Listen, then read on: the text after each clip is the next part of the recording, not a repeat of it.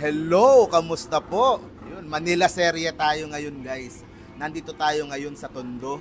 At ito po kasama po natin. Of course, ito guys, matagal ko ng kaibigan. More than 5 years na. Meron siyang restaurant before, pinupuntahan ko na. And hindi pa rin siya nagbabago kahit sobrang sikat na niya ngayon. At ang lakas pa rin niyang tumulong, lalo dito sa Manila, sa Tondo. Of course, the one and only Rosmar. Kamusta? Hello Kuya, ayan matagal na kaming friend yan ni Kuya, Sampalok days pa. Oo, And so, Unli Wings pa. Oo, yung pet shop niya doon. Talagang ako sobrang proud ako sa nakita kong na-achieve niya nung nakilala siya sa TikTok hanggang maging CEO siya. Tapos yung pagtulong niya tuloy-tuloy pa rin kahit nung pandemic, yung mga community pantry. At hanggang ngayon, nandito sa Tondo. Kaya kami nagkasama ngayon kasi binisita ko yung kanyang isang pagbisita sa Barangay 120 dito sa Tondo. Yes. So, tanong ko lang, kasi marami na ako curious. Parang napapadalas yata yung pagbisita mo dito sa Tondo? Ayan, kasi nakikita ko na parang yung sa Tondo yung mas nangangailangan. Nakikita ko na parang mas kailangan nila yung tulong ko, mas kailangan nila si Rosmar. Hindi lang naman po sa Tondo ako tumutulong. Luzon, Visayas at Mindanao, paikot-ikot tayo. Napakarami na nating natulungang lugar. And ngayon nga, medyo nagpo-focus ako dito sa Tondo kasi alam kong kailangan nila ako.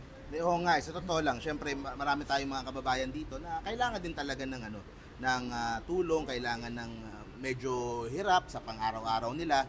Kaya maganda na nandito si Rosmar para magbigay nung mga iba't ibang relief goods at ayuda. Napansin ko lang din kanina, nung pagpunta mo, talagang yung reception sa'yo ng tao, grabe. Tapos meron ako nakita kanina yung bata na dinrowing ka pa, tapos nung nagpa-autograph sa'yo, nakita ko yung mukha niya, tuwang-tuwa. So anong pakiramdam mo na ganyan yung reception sa'yo dito sa Tondo?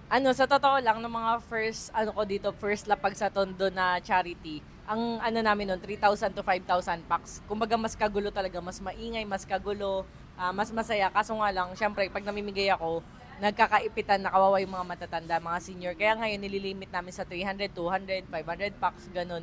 Para hindi na ganun. Pero after mabigyan ng mga loot bags yung mga senior, mga matatanda, pag alis nila, nandun na yung mga walang ticket kasi para organize. Para walang masabi yung ibang tao. Mas mahirap nga naman pag yung nahalo, pati yung senior, nasisiksik sila, no? Kaya ngayon, priority. In fairness, organize nga. Nung nakaalis na yung mga senior, nung nabigay na, doon na dumumog yung mga ibang fans, yung mga bata, yun, okay na yun. Kasi kawawa din yung iba, di ba? Siyempre, walang ticket. Tulad nga ng sabi ko, di ko naman kayang bigyan lahat ngayon ng tulong kasi sino ba naman ako? Kumbaga, ang dami kong staff, mga pinapasahod, pamilya, di ba? Parang, kumbaga ito yung mga, sa totoo nga yung mga kita po sa Rosmar brand, sa skincare ko, nagagalaw ko na talaga para makatulong sa mga tao. Eh di ba nga nung pandemic na ubos na tayo? Kakatulong. Nakita ko na tumutulong. Nakasabi ko, hindi na bago yan kay Rosmar. Kasi kahit naman nung before, kahit nung hindi pa nachichismis o na baka pumasok sa politika, tumutulong na talaga. Kaya ako personal na witness doon. O yun, ito nga, kasi nga syempre, napapadala yung ikot mo dito, medyo napag-uusapan, na-chichismis o ano. Pero yun nga, ang mundo kasi ng politika, napakadumi. Alam ko, hindi ka pa decided, kinukonsider mo pa, pero ready ka ba na syempre, although ang gusto lang natin ay tumulong, madumi ang politika. Maraming nagsasabi sa akin, tulad ngayon, maraming nagpo-push na go. Marami rin naman nag-stop sa akin na wag ka nang ganon. Parang makakatulong ka pa rin naman kahit hindi ganun. Parang marami rin po nagaganon sa akin. Kaya hanggang ngayon parang iniisip ko pa rin kung ano ba talaga. Sa akin naman, matuloy man o hindi, yung pagtulong ko is tuloy-tuloy. Kasi, di ba 10 years old pa lang ako. May award nga ako ngayon Philanthropist Award, ngayong katapusan. Congrats. Kumbaga 10 years old pa lang ako, tumutulong na talaga ako sa mga tao. And sa mga aso, pusa, mga pinupulot ko sa kalsada. Meron nga kami ngayon yung nakuha namin sa Zambales, so nag-charity kami doon, sa mga AITA. May nakuha kami na 2 kuting kasi yung isa na sagasaan na ganoon, tapos lumabas yung mata, parang nakakaawa, hindi namin kaya yung asawa ko kinuha dun sa may palayan yung 2 natitirang kapatid na kuting. Ngayon malaki na sa akin. Ay, nakakaano talaga. So mahilig talaga maski sa mga pets. Sa bagay nakita ko naman yung sa pet store Pet pa shop. lang O yung pet shop ko dati, Pet sa shop pa totoo lang lang, lugi talaga yun. Kasi nga, yung mga pets ko yung nandun, yung mga inampon ko, yung iniiwan na Talagang mga passion mo puting lang talaga, sa labas ng pet shop ko Nakita mo dati. yung puso talaga ni Rosmar. Ito, syempre maraming mga nega dyan, mga ano dyan. Anong masasabi mo dun sa ano, may mga nagsasabi na mga negative sa'yo? Eh wala ka pa namang ano, wala, tumutulong pa lang naman. Ay noon pa naman, dati yan na may nagsasabi sa akin ng masama, dinidisregard ko na lang, parang deadma lang kasi parang di naman sila yung nagpapakain sa akin, di sila yung nagpa-aral, di naman nila ako kilala personal, ang nakikita lang nila yung mga content ko sa social media na, ayun nga, tulad niyan, ang kina-content ko talaga is more on pagtulong para ma-engganyo lahat ng mga kapwa ko vlogger na tumulong. Kasi kung ako nga sa totoo lang yung sahod ko sa YouTube, di ko pa rin nakukuha eh. Yun sa Manalamin, yung sinasabi nila na parang kumikita lang daw ako, kaya nagpo-post ako ng mga pagtulong. Hindi ko kasi priority, and noon, unang sahod ko sa YouTube, alalang-alala ko, pinatulong ko rin yun sa mga tao. Hindi na kasi para para extra na lang yun eh, di ba? So kung kumikita man ako ng katiting ng konti, kasi hindi rin ako pala post ng video, kung makikita nyo, puro ako picture, di ba? And sa TikTok wala naman kita yung videos doon eh, doon lang ako nag-upload eh. Gusto ko mapalaganap yung ginagawa ko na tumulong din sila. And one time before, merong na-inspire sa akin, at kahit mahirap lang siya, nagpalugaw siya doon sa lugar niya dahil nga na-inspire daw siya sa akin. Oo, kahit maliit lang eh. Oo, ganun. Kasi pag marami tayo, pag isa lang, pag Rosmar lang, hindi naman kayang abutin lahat ng sulok. Pero kung marami. Oo, para nagmumultiply. Kasi hindi naman kaya ko lahat puntahan, hindi ko lahat kaya tulungan. Totoo. Tapos sinasabi ko din, yung mga public officials, ito sa totoo lang kasi maganda din talaga kapag yung mga ginagawa, yung mga nasa social media. Pag kunyari yung mga elected officials, kahit elected na, kasi para nakikita ng tao na may ginagawa. Ito for example, merong mga nasa posisyon na sinasabi, wala naman nagawa yan, hindi naman tumutulong yan eh. Kasi malay natin, hindi nila pinopost, di ba? May mga tao, katulad yung asawa ko, may mga tinutulungan niya na di ko alam. Minsan nakikita ko, nag-send na pala sa parang charity ng mga aso, may lumapit sa akin, binigyan pala pampa-opera ng asawa ko, nagpapasalamat na lang. Parang may mga ganun kasing tao. Ako kasi yung tao na gusto ko maka-inspire na tumulong. May tao naman na silent lang, parang credits kay Lord. So ako, madami akong ganun, madami na ako nagawa na credits kay Lord. Marami rin ako nagawa na pinopost ko to inspire. Tama. Tsaka sa akin, wala namang masama either way. Pwede naman tahimik. Kasi kapag hindi mo pinost, sasabihin, ang yaman-yaman mo, di ka man lang tumulong. Pag pinost mo, tumutulong ka lang kasi may camera. Parang di ko na alam kung saan ako lulugar. So, nagiging just be yourself na lang ako talaga. Ganun. Yun na nga. So, if matanong ko lang din, ito na yung ng mga tao eh. If ever ba sa politika, parang nasabi mo kanina, sa ngayon, ang ano mo is independent. So, bakit yun ang napili mo sa ngayon? Kasi siguro nandun yung point na hindi ako namumulitika. Parang ang akin lang talaga, gusto ko lang makatulong. And kaya nga hanggang ngayon, undecided ako kasi iniisip ko, sabi nila magulo. Ayaw nila na mapasok ako sa magulong mundo. Pero kasi ang iniisip ko, napupush ako in a way na sinasabi naman nila na pag papunta ako dun sa ganong bagay, mas marami ako matutulungan. Totoo naman yun. Kasi ang gusto ko lang ay tunay na pagbabago Parang alam mo yun, parang naumay na kasi ako dun sa, parang, di ba alam naman natin, maraming nasa posisyon pero walang ginagawa. Alam niyo na, ganyan. Ang sa akin kasi parang, kung hindi magsisimula yung pagbabago, parang walang mangyayari. Patuloy na ganyan, parang ganun. Tsaka, yung someone from sa generation mo, maganda yung bata pa lang hindi tumutulong na talaga. Hindi yung maghintay ka pa pag tumandaan. Hindi, lahat tayo kaya natin mag-share. Saka kaya sabi ko nga, di ba, matuloy man o hindi, yung pagtulong ko sa tao, yun yung hindi matatapos, tuloy-tuloy lang.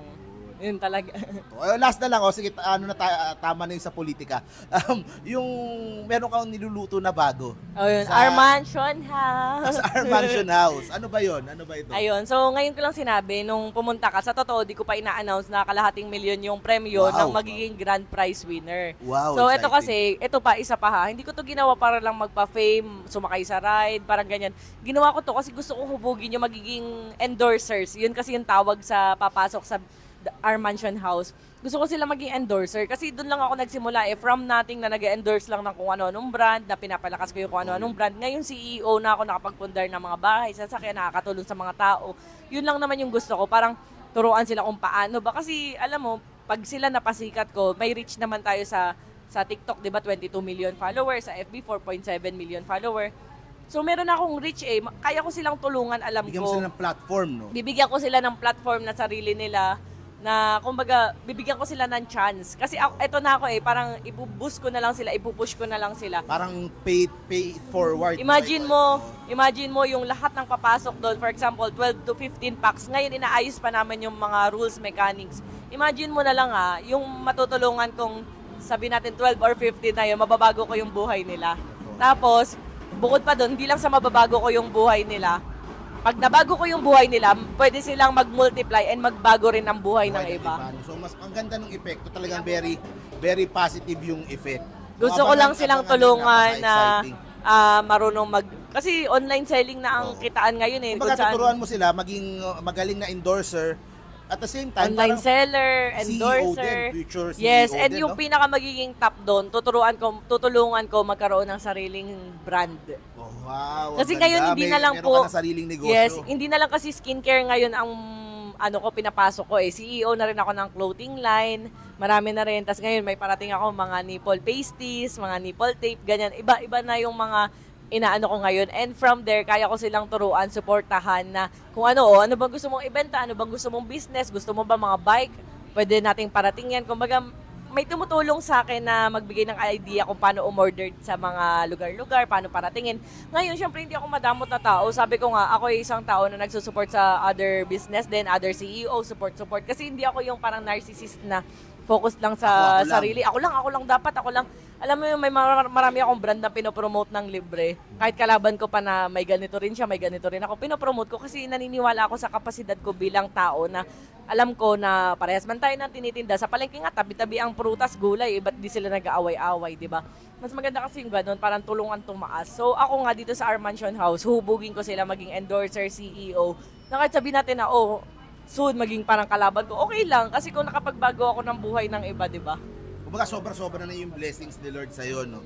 At sa pamilya mo. So syempre maganda magbigay din sa iba para ikaw din yung maging instrumento ni Lord na magbago ng buhay ng mga ibang tao. Yun. So yun, good luck sa iyong journey kung ano man ang desisyon mo. Kasi malapit na mag-October.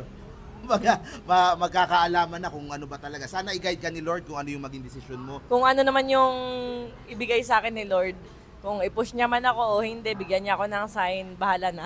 Ayun. Basta ako talagang ako mismo yung witness at masasabi ko na talagang mabait yung puso ni Rosmar at talagang bukal sa kanya yung pagtulong with or without the position. Pero tingnan natin kung talagang ito yung magandang direction para sa kanya. Makikita po natin very soon. And supportahan niyo yung vlog ni Kuya. Naku, matagal na tong nagvo-vlog talaga and marami na siyang natulungan din. Kaya supportahan niyo yung kanyang channel. Thank you. Salamat, Thank Rosmar. you.